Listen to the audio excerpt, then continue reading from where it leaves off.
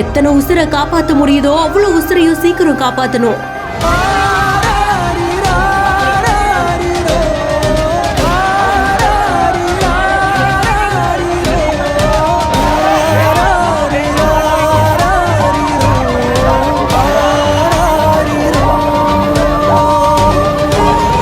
பயணிகளோடு 200 அடி பள்ளத்தில் அப்படியே கவிழ்ந்த பேருந்து. உருகுலைந்த பேருந்து பார்க்கும் போதே நெஞ்சு பதறி போகுது.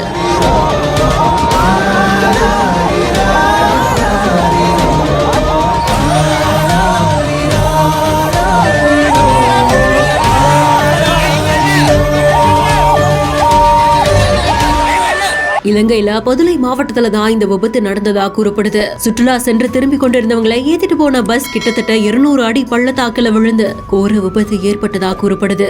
எதிரில வந்து ஒரு ஜீப்போட மோதி பாதுகாப்பு வேலியையும் எடுத்து சென்றதா கூறப்படுது. சம்பவ இடத்துக்கு போலீசார், ராணுவம், விமானப்படை, தீயணைப்பு துறையினர்னு அதிகாரிகள் மட்டுமில்லாம அந்த பகுதி மக்களும் சேர்ந்து விபத்துல சிக்கியவங்களை மீட்டு இருந்திருக்காங்க. கயிறு கட்டி படுகாயம் அடைந்தவர்கள், குழந்தைகள் உட்பட அத்தனை பேரும் ஒருத்தரா மீட்கப்பட்டிருக்காங்க.